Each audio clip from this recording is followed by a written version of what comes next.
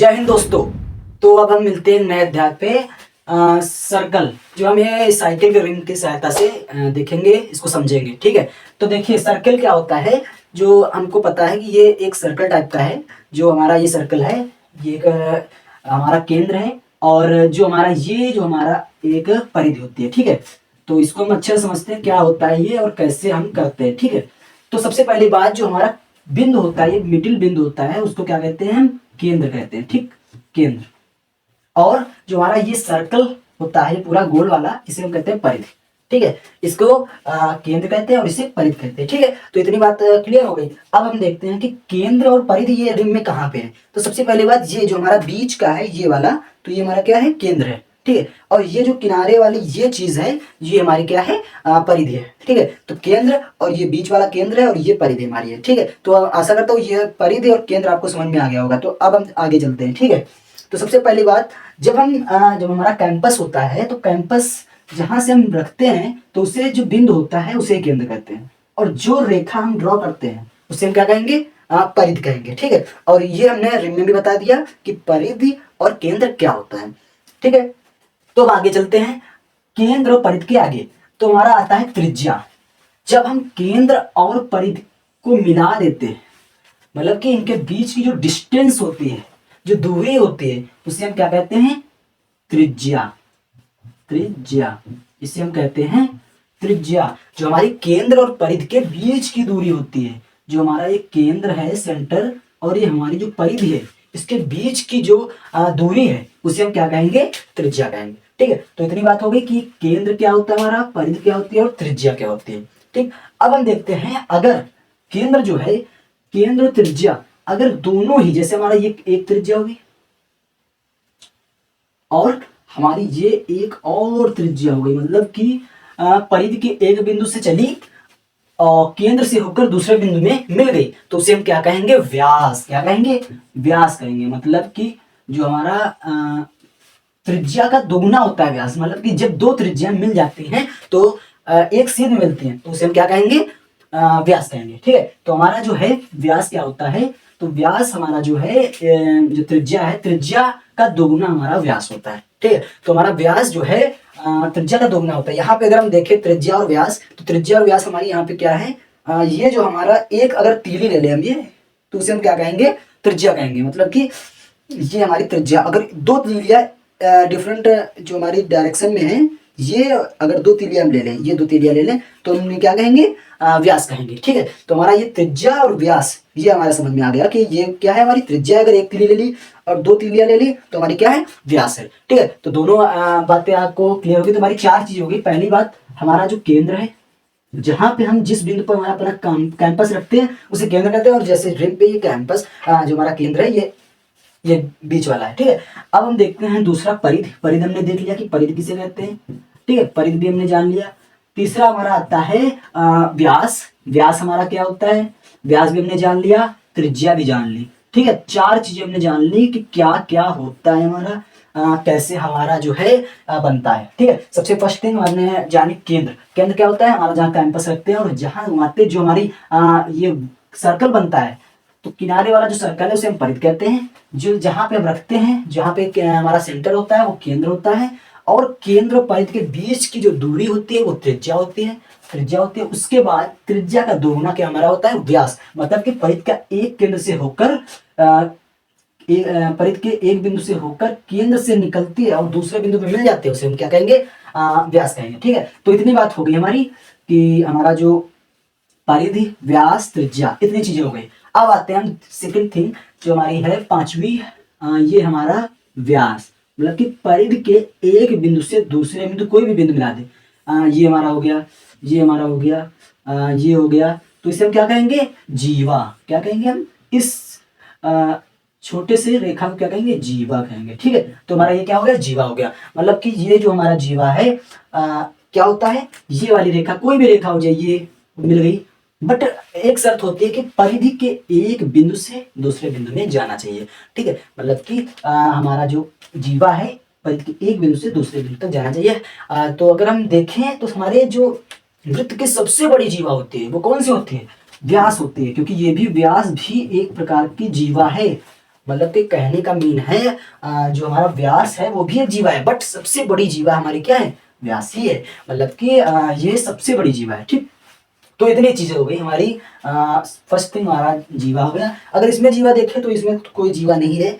ठीक है, मतलब कि अगर व्यास देखें तो व्यास भी एक जीवा ही है, तो इसमें भी मिल जाएंगे। ठीक है, तो हमारा ये भी ये हमारा परिधि होगी। ये किनारे वाला जो पूरा निकालना है तो हमारा ये परिधि हो जाएगा। ये हमारा केंद्र हो जाएगा, एक तिल्ली वाली त्रिज्या हो जाएगी, और डबल अगर इस ये लेना है तो हमारा क्या हो जाएगा, व्यास हो जाएगा। ठीक है, अब हम देखते हैं नेक्स्ट जो हमारे सूत्र होते हैं। अब सूत्रों में आते हैं, या एक दो चीजें और समझ लेते हैं, तो चलते हैं आगे बढ़ते हैं। उसके बाद हमारा आता है जो त्रिज्य खंड होता है। अगर हम दो त्रिज्याएं ये और ये ले लें, ठीक है, ये और ये हमारा जो है ले लें अगर, तो ये चीज हमारी क्या है, त्रिज्य खंड। ये हमारा क्या है, त्रिज्य खंड। ठीक, इसको हम कहते हैं त्रिज्य खंड। ओके, तो इतनी चीजें हैं। वृत्त खंड भी होता है, जैसे हमारा ये हो गया, अगर ये ले ले तो ये हमारा वृत्त खंड भी हो जाता है। ठीक है, तो इतनी चीजें हमारी हो गई कि हमारा जो पहला हो गया केंद्र, परिधि, त्रिज्या, व्यास, त्रिज्य खंड, जीवा। ठीक है, इतनी चीजें होती हैं जो हमारा वृत्त होता है। ठीक है, अब हम आते हैं सूत्रों पे। तो सूत्र क्या होते हैं इसके। ठीक है, सबसे फर्स्ट थिंग हमारा जो केंद्र है वो तो है, मतलब एक पॉइंट है, उसका तो कोई सूत्र होता है नहीं। अब आगे बढ़ते हैं। ठीक है, अब आगे बढ़ते हैं, चलते हैं सूत्रों पे। तो सबसे फर्स्ट थिंग हमारी आती है त्रिज्या। त्रिज्या क्या होती है, त्रिज्या और व्यास में जो रिलेशन होता है, अभी मैंने बताया है कि जो हमारी त्रिज्या होती है इसको हम आर से डिनोट करेंगे। ये हमारी त्रिज्या है ये, तो इसे हम क्या से डिनोट करेंगे, आर से। ठीक, आर से डिनोट कर देंगे, आर से मान डिनोट हो गया। ठीक है, जो ये त्रिज्या होती है वो हमारा डी, ये हमारा व्यास क्या है, एक डी है। ठीक है, अगर ये हमारा डी है और ये हमारी आर है। ठीक, तो आर हो गया और डी हो गया। ठीक है, तो मतलब त्रिज्या जो है व्यास की आधी होती है, ऐसे हम समझते हैं। त्रिज्या व्यास की आधी होती है, या हम ऐसे भी कह सकते हैं जो व्यास होता है त्रिज्या का 2 गुना होता है, ऐसे भी कह सकते हैं। ठीक है, मतलब कि हमारी जो त्रिज्या है वो व्यास की 2 गुनी होती है। ठीक है, जो हमारा नहीं नहीं नहीं, जो हमारा व्यास है त्रिज्या का 2 गुना होता है, या हम फिर ये कह सकते हैं त्रिज्या जो है व्यास की आधी होती है। ठीक है, इतनी चीज हो गई। तो अब हम अगर बेसिक से क्वेश्चन देखें तो क्वेश्चन देख लेते हैं हम कुछ, जो हमारे क्वेश्चन थोड़े बहुत देख लेते हैं कि इनसे बेस्ड क्वेश्चन कैसे होते हैं। ठीक है, अगर हमको दे दिया, सबसे पहले हम दूरी देख लेते हैं, दूरी की मात्रा क्या होती है। जैसे अगर हमको त्रिज्या नापनी है तो किसी में मापेंगे, जैसे हमारा सेंटीमीटर हो गया, मीटर में माप सकते हैं, है ना। बहुत सारे मात्रक होते हैं, मिलीमीटर भी होता है, किलोमीटर भी होता है ना। तो बेसिक से फंड्स होते हैं, या तो ज्यादातर जो हमारा सेंटीमीटर और मीटर आता है। ठीक है, अब हम देखते हैं सेंटीमीटर। जैसे हमारा त्रिज्या दे दी हमको 8 सेंटीमीटर, 8 सेंटीमीटर हमको त्रिज्या दे दी, मतलब कि आर दे दिए। ठीक है, त्रिज्या हमको आर दे दी 8 सेंटीमीटर, और पूछ रहा है हमारा व्यास क्या होगा। तो हमारी व्यास क्या होगी, जो हमारा त्रिज्या दे दिया है तो व्यास हमारा क्या होगा, त्रिज्या क्या, 2 गुना, मतलब कि हमारा 8 गुणे 2 16 सेंटीमीटर, कितना हो जाएगा, 16 सेंटीमीटर। ठीक है, अगर हमको व्यास दे दिया है, जैसे हमको व्यास दे दिया है 18 सेंटीमीटर, हमको व्यास दे दिया। ठीक है, हमको 18 सेंटीमीटर का व्यास दे दिया है। अब पूछ रहा है कि हमको त्रिज्या बताओ। त्रिज्या हम कैसे ज्ञात करेंगे, सबसे फर्स्ट थिंग कि पहले हम त्रिज्या का व्यास का आधा निकाल देंगे, तो हमारा क्या आ जाएगा, 2 9 18, 9 चला जाएगा। तो इतनी में हमारा जो व्यास और त्रिज्या से रिलेटेड जो क्वेश्चंस हैं वो इस तरह से हो गए। ठीक है, आशा करता हूँ आपको ये समझ में आ गया होगा कि हमारा जो त्रिज्या क्या होती है, केंद्र क्या होता है, परिधि क्या होती है, और व्यास क्या होता है, जीवा क्या होती है, त्रिज्य खंड क्या होता है, ये सब समझ में आ गया होगा शायद, है ना। इतनी चीज हो गई। अब हम आगे बढ़ते हैं थोड़ा नेक्स्ट लेवल की क्वेश्चंस जो हमारे होते हैं कैसे। ठीक है, आगे बढ़ते हैं। अब आते हैं हमारा जो अगला सवाल है। तो हमने जो है त्रिज्या और व्यास के बीच जो है पढ़ लिया। अब हम देखते हैं परिधि। क्या परिधि, परिधि क्या होती है हमारी, परिधि का सूत्र होता है 2 इंटू पाई इंटू त्रिज्या, मतलब कि 2 पाई आर, ये हमारा सूत्र होता है परिधि का। ठीक है, परिधि का क्या सूत्र होता है, R 2 pi R, circumference is equals to 2 pi R. ठीक है, परिधि बराबर 2 पाई आर। ठीक है, 2 पाई आर होता है। अगर हमको ऐसे बेस्ट क्वेश्चन दे दिया है, ठीक है। ऐसे क्वेश्चन दे दिया कि हमको परिधि कैसे ज्ञात करनी है, मतलब कि परिधि हम कैसे ज्ञात करेंगे इससे, ठीक है, वो क्वेश्चन देखते हैं।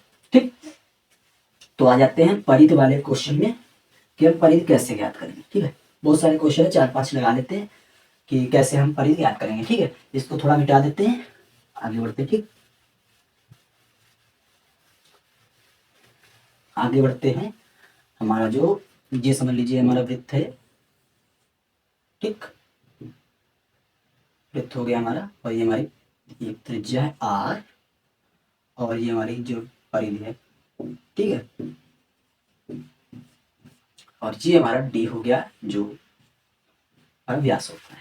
ठीक है, अब क्वेश्चन आपको दे दिया गया है कि एक जो वृत्त है, एक वृत्त का व्यास कितना है, एक वृत्त का व्यास हमारा जो है 18 सेंटीमीटर है, तो परिधि ज्ञात करो। ऐसा क्वेश्चन दे दिया आपको कि हमारा जो वृत्त है उसका व्यास दे दिया, मतलब कि अगर तीलियों में इसमें देखें तो व्यास हमारा ये दे दिया है। अब इसका ये पूरा एरिया ज्ञात करना है कि हमारी परिधि क्या हो गई, तो परिधि ज्ञात करना है हमको। ठीक है, तो परिधि कैसे ज्ञात करेंगे, कैसे ज्ञात करेंगे परिधि, तो सबसे पहले हम व्यास दिया, व्यास क्या है हमारा डी, व्यास हमारा डी है 8 सेंटीमीटर दिया, कितना 8 सेंटीमीटर। ठीक है, तो हमारा व्यास जो है डी 8 सेंटीमीटर दे दिया गया है। अब क्या है कि अब तुमको क्या ज्ञात करना है परिधि, बट जो परिधि है उसमें तो हमारी त्रिज्या आती है, आती ही नहीं आती है। तो सबसे पहली थिंग हमारी जो परिधि होती है उसमें उसका सूत्र होता है परिधि बराबर 2πr, ये होता है 2πr। आर क्या है हमारी त्रिज्या है कि नहीं है, आर तो हमारी त्रिज्या है। अब कैसे ज्ञात करूंगी, पहले वाला हमारा सूत्र आ जाएगा कि डी बराबर क्या होता है 2r होता है, तो r बराबर क्या हो जाएगा डी बाई टू हो जाएगा, मतलब कि अगर हमको r याद करना है तो हमारे 8 सेंटीमीटर जो 18 दिया है, ठीक है, 18 सेंटीमीटर जो है हमारा त्रिज्या दे दी, तो 18/2 क्या आ जाएगा 9 क्या आ जाएगा हमारा त्रिज्या आ जाएगी। अब हम आसानी से परिधि ज्ञात कर लेंगे। और एक चीज, पाई का मान कितना होता है, पाई नियतांक है, आपको पता है पाई क्या है, एक नियतांक है, पाई क्या है नियतांक है, नियतांक है, और जिसका मान 22/7 होता है, या फिर 3.14 होता है, 3.14, या तो 22/7 लिख दो या तो 3.14 लिख दो, ठीक है, कुछ भी लिख सकते हैं। ओके, इतनी बात हो गई हमारी कि हमारी त्रिज्या में कर लीजिए इसको। अब आगे बढ़ते हैं। ठीक है, अगर आपको वृत्त अच्छे से समझ में आ गया होगा तो चैनल को लाइक सब्सक्राइब जरूर कर देना। ठीक है, ठीक है, तो इतनी चीजें हमारी हो गई। सबसे पहली चीज हमारा जो आर निकल आया हमारा 9 सेंटीमीटर, ठीक है, और हमारा जो पाई निकल आया वो है 3.14 सेंटीमीटर। ठीक है, इतनी चीज हमारी हो गई। अब हम दोनों मान इस पे रख देंगे, देखते हैं। ठीक, तो हमारा परिधि होती है 2πr, इसका मान हो दो 2 इंटू 3.14 इंटू 9, कितना आ जाएगा 18 इंटू 3.14, इसका मल्टीप्लाई कर लो, कितना आ जाएगा पूरा मल्टीप्लाई अगर करेंगे तो इतना आएगा 32 और 4 कम 4 12 4, ठीक है, ओके, ऐसे करते हैं। ठीक, उसके बाद इतना आ गया हमारा परिधि, ठीक है 56.5, इतना आ गया हमारा, जो हमारा परिधि है इतनी आ गई। ओके, इतनी चीज हमारी हो गई। तो ऐसे परिधि के सवाल करते हैं, एक और देख लेते हैं हम परिधि का सवाल। ठीक, ऐसे हम करते हैं, एक और सवाल देख लेते हैं कैसे करना है। ठीक है, इसको भी अच्छे से देख लेते हैं। ठीक, अगर हमको दिया है व्यास, जो हमको दिया है वो दिया है 6 सेंटीमीटर, जो हमारा डी है वो दिया है 6 सेंटीमीटर, और पूछ रहा है हमको परिधि। परिधि निकाल के बताओ कैसे ज्ञात करेंगे। सबसे पहले हम निकालेंगे आर, आर निकालेंगे, कैसे होता है डी/2, क्या हो जाएगा 6/2/3, कितना आ जाएगा 6/2, कितना आएगा 3 सेंटीमीटर, आ गया 3 सेंटीमीटर। अब बस परिधि के सूत्र पे रख दो, कितना आ गया परिधि के सूत्र पे अगर रखा तो 2 इंटू पाई इंटू आर होता है, तो 2 इंटू 3.14 इंटू आर कितना है 3 सेंटीमीटर, तो 6 इंटू 3.14, तो इसको कर दो 24 2 6 2 8 18.84 सेंटीमीटर हमारे परिधि आ जाएगी। ऐसे करते हैं हम सवाल, ठीक है, ऐसे हमारा सवाल होता है, परिधि के क्वेश्चंस ऐसे होते हैं। तो आशा करता हूँ आपको ये समझ में आ गया होगा, ठीक है। तो हम नेक्स्ट आगे बढ़ते हैं, कैसे हम नेक्स्ट लेवल का सवाल करेंगे और इससे भी ज्यादा, ठीक। आगे बढ़ते हैं, आते हैं क्षेत्रफल, जो हमारा एरिया होता है, area of circle, very very most important है। जो हमारा क्षेत्रफल आता है, क्या होता है क्षेत्रफल, ठीक है। एरिया ऑफ सर्कल क्या होता है, जो हमारा क्षेत्रफल होता है एरिया ऑफ सर्कल, ठीक। एरिया ऑफ सर्कल क्या होता है, सबसे फर्स्ट थिंग हमारा जो एरिया है उसको ए से डिनोट करेंगे, और एरिया होता है पाई इंटू त्रिज्या का स्क्वायर। स्क्वायर पता है आपको, स्क्वायर किसे कहते हैं, स्क्वायर होता है हमारा, जैसे 8 लिखा है, 8 का स्क्वायर, 8 का गुणा 8 से क्या हो जाएगा 64, 4 का स्क्वायर 4 इंटू 4 16, ऐसे होता है, ठीक है। तो स्क्वायर हमको पता हो गया। तो अगर देखिए इसका सूत्र हमारा जो है क्या हो गया, pi are square, area equal to pi are square. तो एरिया ऑफ सर्कल हमारा क्या हो गया, पाई आर स्क्वायर हो गया, दैट्स इट, ठीक है। अब हम इसके सवाल रख लेते हैं, ठीक है। कैसे सवाल आते हैं, अगर हमको त्रिज्या दे दी है, हमको एरिया ज्ञात करना है। अगर हमको एक सर्कल है, ये सर्कल है, और हमको आर दे दिया 4 सेंटीमीटर, ठीक है, 4 सेंटीमीटर हमको दे दिया आर, ठीक। तो कैसे करोगे, सबसे फर्स्ट थिंग हमारा जो एरिया है, क्षेत्रफल लिख लेंगे, क्षेत्रफल ए इक्वल क्या होता है पाई आर स्क्वायर, लिख लो, पाई का वैल्यू लिख दो 3.14 इंटू 4 इंटू 4, बस इसका मल्टीप्लाई कर दो। तो इसका जो मल्टीप्लाई है इसको कमेंट में जरूर बताना, ठीक है। अगर यहाँ तक आप देख रहे हो तो इसको कमेंट में बताना कि क्या आएगा, ठीक। आगे चलते हैं हम, ठीक है, आगे नेक्स्ट और से सवाल देख लेते हैं, ठीक। अब देखते हैं, अगर हमको त्रिज्या दे दी है 2 सेंटीमीटर और आपको ज्ञात करना है क्षेत्रफल,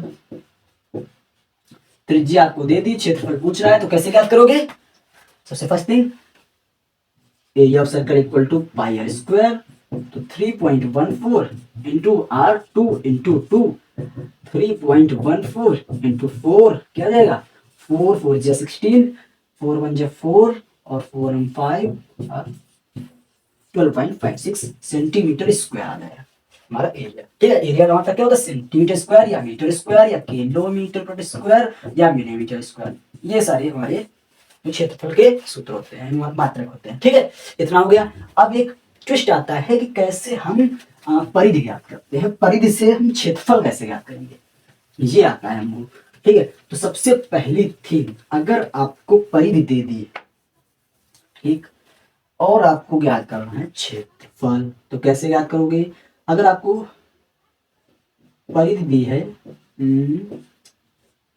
परिधि दी है आपको 44 सेंटीमीटर, ठीक है, 44 दिया आपको, ठीक।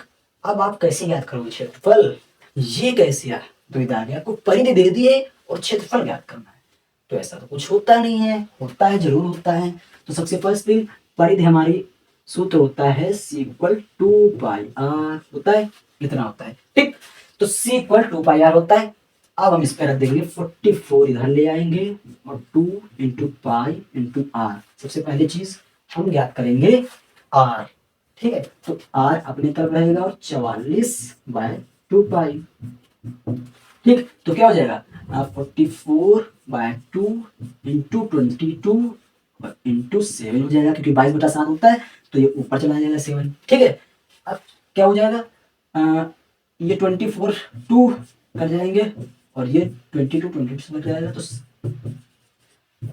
त्रिज्या क्या हो गई हमारी 7 सेंटीमीटर, ठीक है। अगर हमको 44 सेंटीमीटर दिए तो इस वाले सूत्र से ऐसे ज्ञात कर लेंगे, हमारा 7 सेंटीमीटर आ जाएगा, ठीक, ऐसा हो जाएगा, ओके।